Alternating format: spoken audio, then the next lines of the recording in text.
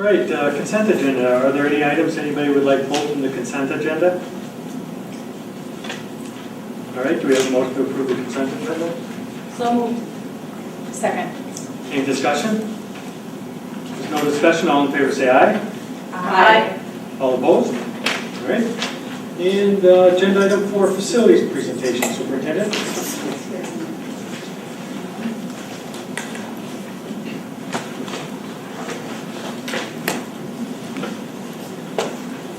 Well, tonight we are going to have our presentation with regard to the facilities task force, and we can go through and talk a little bit about the work that's been done for almost over a year. It was about this time when we put together the task force that was to look at all of the facilities in our district and to make some recommendations to the school board. And there are some people here tonight that I just want to say as we've moved through this that have been helpful in all of the work that we've done so far. People that are on the task force, people that have been working with us to work on the costing, which has been a big project, throughout the summer. Lee Meyer is here, who is an architect, who is back there, and Pat Overham, a professional engineer that has worked with us as well and really kept us on task. And focusing on the correct things at this stage of the process. Secondary principals have been working all summer, as well as the activities director and the coordinator, Deb Wall, Jennifer Tolzman, Julie Ullman, Larry Martini, of course, Mike Kobitz, and then coaches, advisors, teachers, et cetera, that have all contributed to trying to get all of the recommendations put together. So as we start tonight, I'm going to remind the board, as well as all of the folks that are here tonight, that we do have another meeting that's scheduled for this Saturday from 8 until noon. And the purpose of that meeting really is to talk about the detail, to get floor plans out, to look at things, to ask questions, to talk about, so tell us about your thinking. Why did you make the decision to do X, Y, Z? So that really is the purpose of Saturday's meeting for that 4-hour meeting. Tonight really is going to be kind of a one-way presentation, actually. You certainly can ask a few questions along the way, or if there's additional things that you might want to know, which I'm sure there will be. But I will present and go through these things. If you have questions, you can make sure that you ask those or get those to me tonight or tomorrow.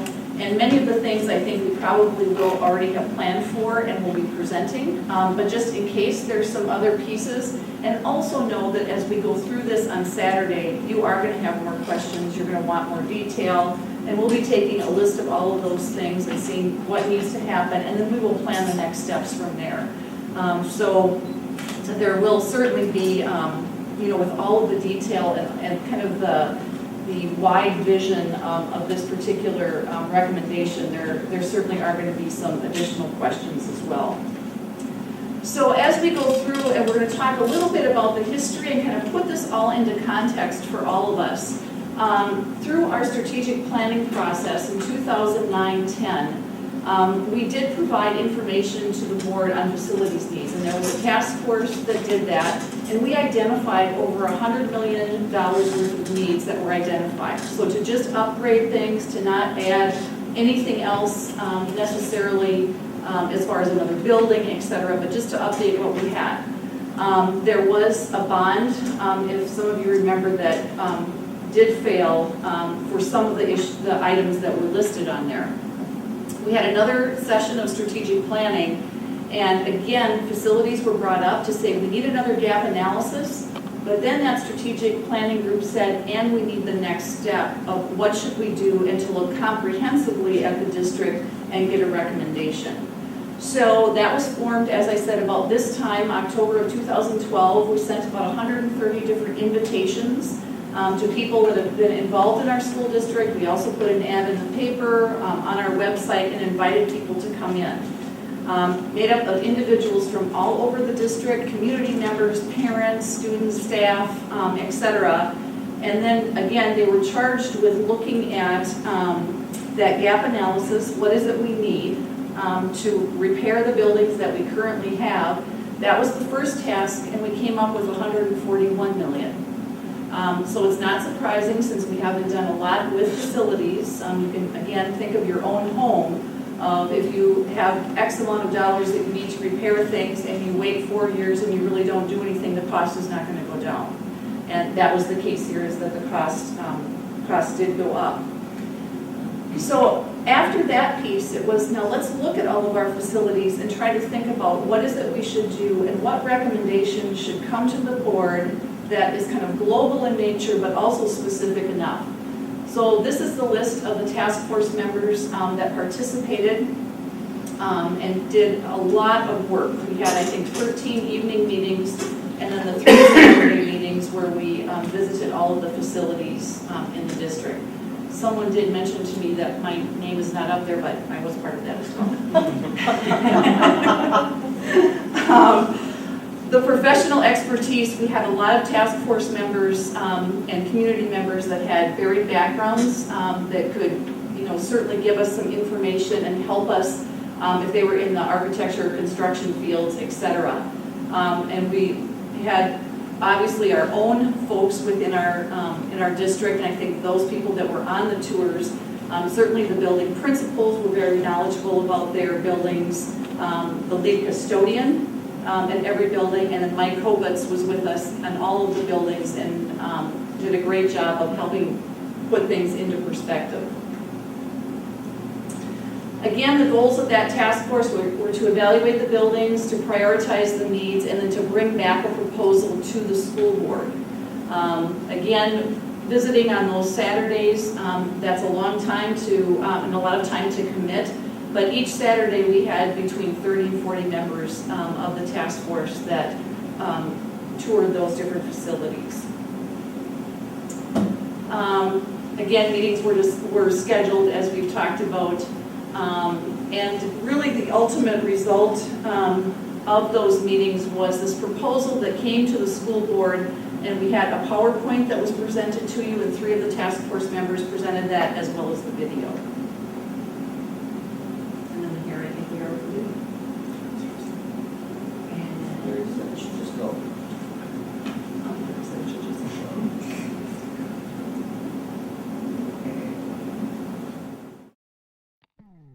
Last year, the Forest Lake Area School Board invited community members to help create and participate on a facilities task force. The mission of this group was to visit every building in the district to determine what maintenance and replacement needs existed, to prioritize those needs and estimate cost, and to recommend what needs should be addressed, at what cost, and when a vote of the public should occur. On 3 separate Saturdays in October and December of 2012, task force members visited every building in the district, created a prioritized list, and from January through April of 2013, developed a conceptual proposal for the school board. The Facilities Task Force recommends that the school board finance this entire project via a public bond issued in an amount of no greater than $130 million. This proposal includes the following recommendations. The district should make significant upgrades and expansions to Forest Lake Area High School and Century Junior High School in order to create a complete grade 7 through 12 campus at 2 buildings. When I walk through particularly the science department, I see equipment that was there when I was in school, back in the 70s. These rooms need serious attention if they're going to continue to be in our science classroom. Additionally, Southwest Junior High School would be closed as a junior high, and all junior high school students would be located at Century Junior High School, which will be expanded to accommodate a larger student population. Make updates and repairs to all district elementary schools. I'm always surprised at what we allow our children to live with. And when really we want them to have a great experience, a great educational experience, and to be able to learn. And it's really difficult when you don't have the foundation. This portion of the plan involves major upgrades to the senior high school. This would include replacement of the HVAC system, safety and security upgrades, interior and exterior upgrades, upgrading the Performing Arts Center, adding a new pool and diving well, and replacement and upgrades of the outdoor athletic facilities, which includes the track and football field, tennis courts, and other athletic fields. the high school upgrades and possible expansion that would allow one or more of the following to move into the building. All 9th graders to create a grade 9 through 12 high school. The students who attend the Area Learning Center. Other district level offices.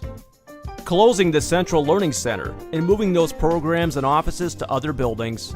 The CLC is one of the oldest buildings in the district and has become a significant financial burden to the school district. I think a lot of it is hidden, and the public doesn't see that. There's a lot of things with roofing, with drainage, with water in general, just the problems with that. Also with heating, ventilation, cooling. We've seen lots of evidence of those kind of conditions throughout this tour and several tours. Just systems that need to be updated. It's just the normal wear and tear of a building that's going to happen when you have buildings that reach 20, 30, 40, in some cases 50 years old. It is an inefficient building in terms of heating and energy usage, according to Building and Ground Supervisor Mike Kopitz. Many of the classrooms are inadequate for a modern school system, and the ongoing cost of repairs and maintenance are extremely high. The sidewalk and the curb is in real tough shape. I could do nothing but fix concrete at CLC for a whole summer. Everything is kind of put together and we're making do. So I was really struck by the investment that the greatest generation made and how we've been almost coasting off of that for the last 30, 40 years. The recommendation would be to possibly tear down the building and either repurpose the lot or sell it, closing Southwest Junior High School and moving the student population to Century Junior High, which would undergo expansion to accommodate more students. Century would then be the junior high school for all district students in grades 7 through 9, or possible students in grades 7 through 8, with some expanded space allocated for other district offices. Southwest Junior High would then be converted to another purpose, possibly housing the Area Learning Center, Central Montessori Elementary, or other district-level offices. Construction of a new pool at either Century Junior High or the high school. The current district pool located at Southwest Junior High is not adequate for high school level competition, and repairs and maintenance have become burdensome. The task force recommends that the pool be removed as the building is repurposed. A number of repairs are needed to our elementary schools. Most buildings require either major upgrades or entire replacements of their heating, ventilation, and air conditioning systems, as well as safety and security upgrades. The security issue and the drop-off issue with kids, I think that's a big issue. We talked about numerous items and trying to make this building secure so you don't have outsiders just dropping in and coming in to the facility. The task force recommends that all needed HVAC upgrades, safety and security upgrades, and other needed repairs to be decided by the school board be performed. Again, the task force recommends that the total renovation package not exceed $130 million. Forest Lake Area Schools would like to thank all of the members of the task force, teachers, administrators, and most of all the community members who donated many, many hours of their time in order to help improve the conditions of our schools and the learning opportunities for our students. So that was the presentation that the board saw in April along with the PowerPoint presentation. And again, this is what we have used as we've gone out to talk with folks that are within our system as well as community members and parents as well. So we introduced the whole idea of what's happening with that video, which has been very helpful, and then to describe some of the decisions that we've made that are a little bit more specific. We've probably gone out to about 40 groups in September and into October and explained the general concept and what we've been working on. As we look at this, the big picture, and remember we're at the big picture phase right now. Granted, that conceptual piece was brought to us by the task force, but it's still fairly big picture with some numbers that have been added to that, and it keeps getting refined as we go along in the process. So there were some, the board did say, yes, move ahead and cost this out. The other direction that the board gave us was 7th and 8th grade should be at Century and 9 through 12 at the high school. So we moved ahead with that piece. So you can see that, and you can see that the pool is added at Century. And then the pieces at the CLC will move to Southwest.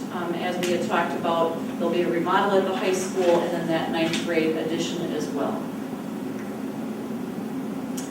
The elementary schools, as you can see, it says they're all in, Montessori will be at Southwest, but the other 7 are there, and it looks as though, okay, we'll do some remodeling, and people might assume we didn't talk very much about the elementary schools when in fact we did. As I have said in many groups that I'm presenting to, that this task force was busy tearing down every building at some point and maybe placing it somewhere else or combining things or doing whatever. I think the only building that we didn't tear down was Century. But in the end, we came full circle and decided they need to stay in the communities that they're currently in. The other piece that we did talk about was, should we move 6th grade to the middle level? We had that conversation, and for 2 reasons we decided to keep 6th graders at the elementary, that our parents seem very fine with 6th graders being at the elementary school. The other reason was, as we look at the numbers, I'm not sure that we could maintain 7 elementaries if we take out that grade level and put it at the middle level. And it's very important as we moved from building to building and community to community that we try to keep those elementary schools at those different places. So you may have questions about the timing and what this looks like. If we have a vote sometime in 2014, then in 2015 we would begin construction at the high school in Century, so the additions of things that we'll talk about. In 16, construction begins at Southwest, and then 17 would be the tear down of the Central Learning Center. And you can see people and programs being phased in. The elementary items, wherever that lands, that would happen, happen over the 3 years. So at the secondary level, additions, interior renovations, as proposed, are part of those floor plans that you'll see. There's some site work and different activity pieces that you will also see as well. So you can, when you hear the term site improvements, so what does that mean? It means parking lots, it means drives, sidewalks, irrigation, athletic fields, drainage, etc. All the things that are listed on there. We've also made sure that things aren't counted in 2 different areas as well. So if it's a renovation piece, it's part of that, and it's maybe not listed in the site work as well. So we've taken some care in making sure that we're not duplicating anything. This is going to be hard to see, and I'm going to talk about it conceptually. Again, on Saturday, you will have floor plans in front of you. You'll be able to ask specific questions, etc. But as you can see, this is the high school, and I'm just going to point out a few things that are there. The teal color that's on the left-hand side up at the top, and then on the right-hand side, those are additional classrooms. Remember, we're moving a class of students over, so moving 9th graders over, so those are additional classrooms. They don't necessarily have to be exactly where they're located, but they are to scale, so you can get an idea of what that would look like. They aren't necessarily listed as specific classrooms at this point. There's still some decision-making that can be made in there. Science, and as we heard Kathy speak about the science department, that would be a total redo at the high school. We're also moving the ag department classes closer to science because they are much more science-based than they have been in many years past when they were more industrial tech-based. We used to have ag welding as well as welding and industrial tech. Today we don't have that, and their focus is much more of a science focus. You can see that we've also moved the greenhouse up closer to the north end of the campus where the ag classrooms would be located. There are some additional classes based on enrollment. And again, you have to realize that our work this summer was, okay, Mark Peterson, the principal at Southwest, you're going to take your 7th and 8th graders and you're moving them to Century. What are the classes? What are the people, the teachers? Let's do that. Room by room. The same thing for Century and Southwest. You're moving your 9th graders to the high school. So what does that mean? Who comes over, what classes, et cetera, are currently there? And then Steve Massey is the high school principal saying, well, we have this, we can use this room, or we really need to add space. So that was kind of the detail that we have worked on throughout the summer. So there's some additional classes, they could be additional classrooms, or they could be remodels of space that already exists. You'll also see that there's some additional gyms that are there on the left-hand side in the green. And also then there's an entryway there, and you'll also see its locker rooms, its storage, its restrooms that would be part of the locker rooms or going out into the public area, some offices, etc. Note the gyms that are there, there's 6, and that will be significant when we look at the costing. One costing piece will have 4 gyms, and one will have the entire 6. So you can just keep that in mind, and again, we'll talk about that more on Saturday. You can see the food service piece. We did need to consider, well, we're having, again, an additional 500 students that are coming over. Do we have enough space for them to eat? So we looked at that, looked at adding some additional serving lines. So yes, we have the space, but the serving lines needed to be reconfigured. Looked at dry storage, looked at refrigerator storage, freezer space, and there's some tweaking that needs to be done there as well. I think some people thought at one point that we'd have to add a whole portion onto the cafeteria, etc. And again, there's experts that we consulted with that this is their work to look at that and look at that capacity and what's needed. The Performing Arts Center as well stays physically in that space, but there'll be a total redo of that space as well. In addition, you will see that there's the yellow at the top that says the district office. And part of our discussion was what we were going to do actually with this building. So I'm getting a little ahead of myself, but I'm going to talk about that as we talked about moving from the CLC to Southwest. Do we have enough space? We had to move something somewhere else. So we made the decision to move the district office to the high school. And then this building will be a staff development center. And the staff development center, there'll be meeting rooms. There's not a lot of reconfiguration that needs to happen here. We have this meeting room, we have the conference room, as you know. An example would be where my office is and Connie's office as well, that wall could be taken out for another meeting area, etc., as well as office space here. One of the issues with having right now at the CLC with having staff development there is that there are a lot of adults that are there that come in for meetings, but at the same time when we're concerned about safety and security, that is an issue. So to have a space here that this is where the adults meet for a number of different things with adequate parking, etc., made sense to us. So you can see this is the site map of the high school. And again, we'll get into more detail. We've talked about the top part with the building itself, but you can see that there is some additional parking to the south of where we have parking now, an expansion of where the football field and the track are. That will all need to be taken out and completely redone as well. We have some things that are overlaid on there that you will look at in more detail on Saturday with all fields. Some are staying in the same spot, some are moving. There's some things you can see with football. Then there's some overlay there of what happens with track in the spring. So we wanted to make sure that as we kind of jotted those things in there that we had adequate space for all the things that are listed there and how they are used. This is Century Junior High. So again, there's some spaces that are reconfigured within the building. Also, you will see on the left-hand side up at the top, there's some additional rooms that are being added. The question may be, do they have to be added there? Not necessarily, but that's where we've put them at this point so you can get a perspective of the additional rooms that are there.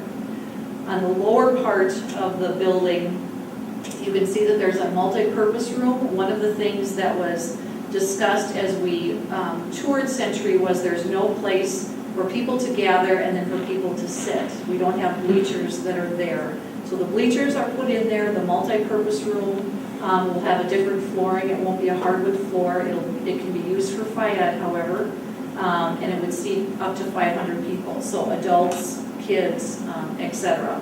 There's a weight room that's added on the side, a health room, again, that could stay there certainly or could be moved somewhere else.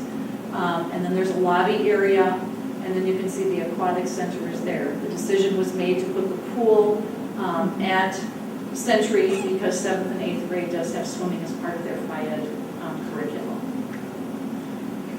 And then moving to the larger picture, you can also see that there's additional parking that's right by the aquatic center.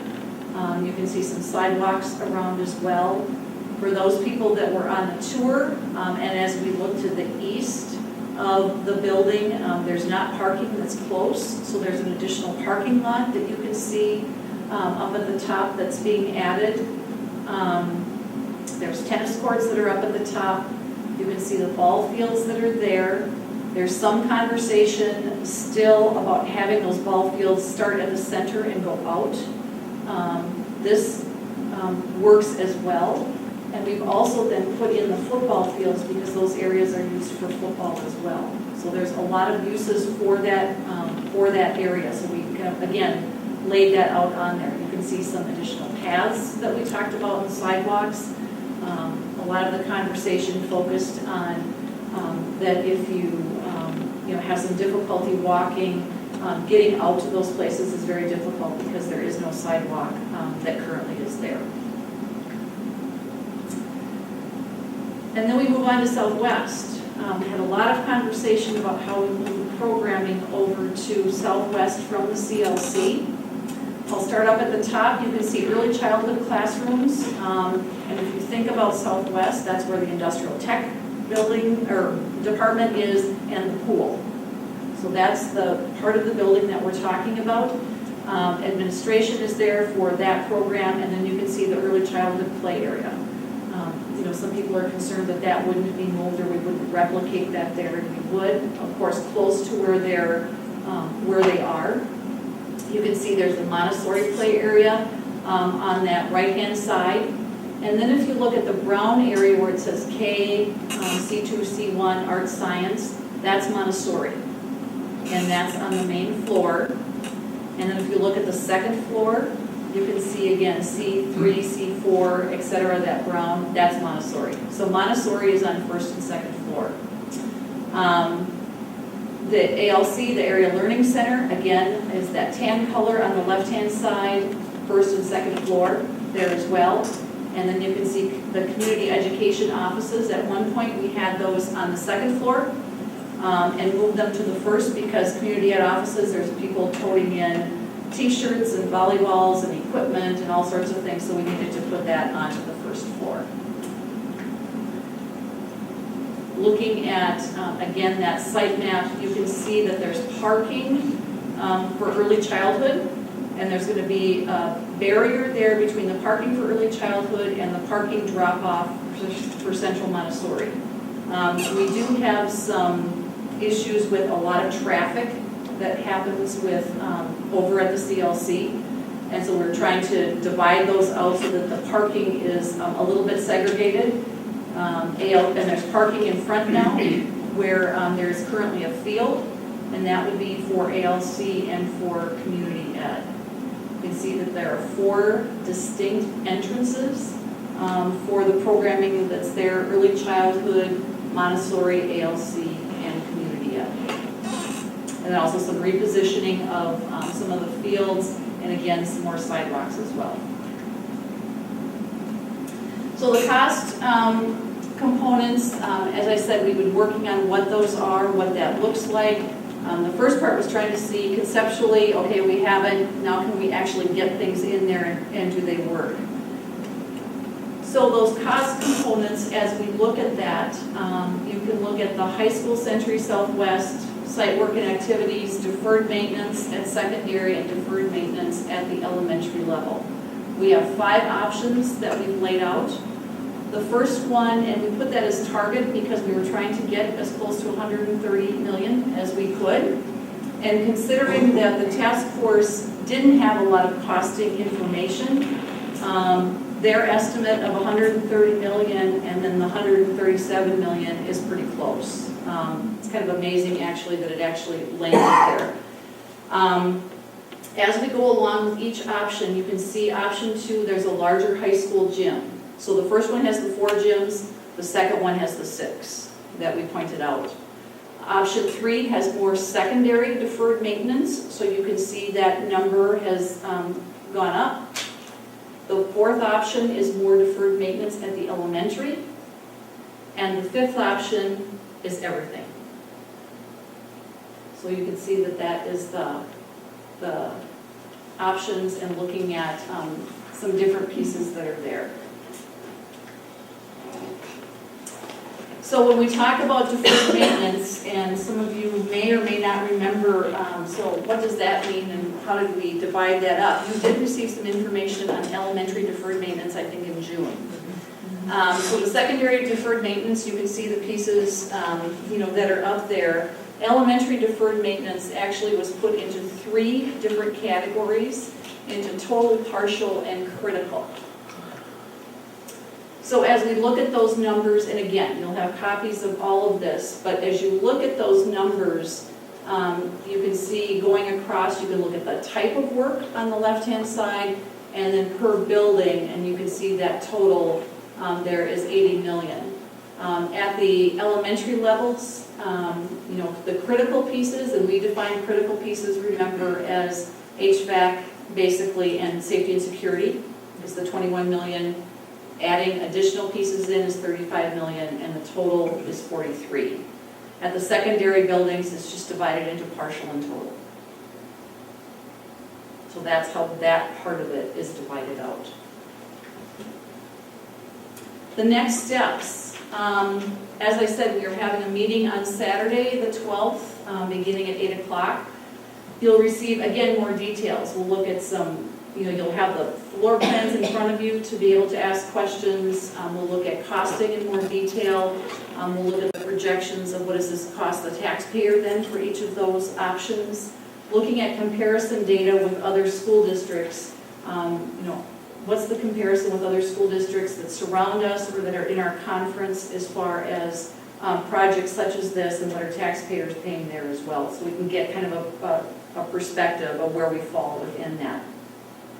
Then the school board really has to determine at some point whether or not to move ahead with a proposed bond to the public, and if so, you would need to decide the scope and the cost, of course. And then the date of the election. We do have some options, not just the general election, but with the bond we have some other date selections as well that we can choose from.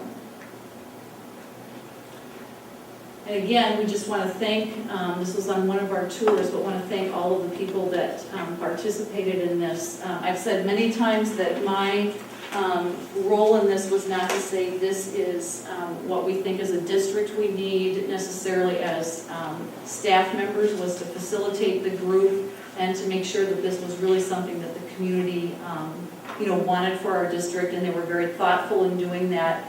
I think it probably came up with a much better plan than if we had just charged ourselves with doing that. I think it's very comprehensive. There have been lots of positive comments about it thus far. Questions, certainly, but I think overall, this group did a great job of giving us that plan, and then, as I said, we worked throughout the summer to try to detail that out, see if it actually could be done, and it can, and then looking at those specific costs.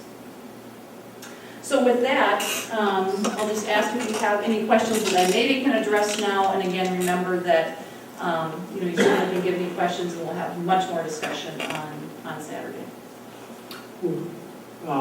For Saturday, will we have the elevation images? Yes. Questions? Mine are mostly detail oriented, and I know that'll be covered Saturday. So. Any comments? Thank you. I think conceptually the video looks great, and it just looks really good. It's nice to see in the picture that you have there, just even Yeah. some visual of what's going to possibly. Right. It's great. Right. So if you think of questions between now and Saturday, you certainly can let me know, and we certainly don't think that we'll necessarily be able to answer them all on Saturday. I think many of them, and just keep jotting those things down, and that we can clarify and get more information on, of course, we'll certainly do that, so. All right, Cool. thanks. Thank you.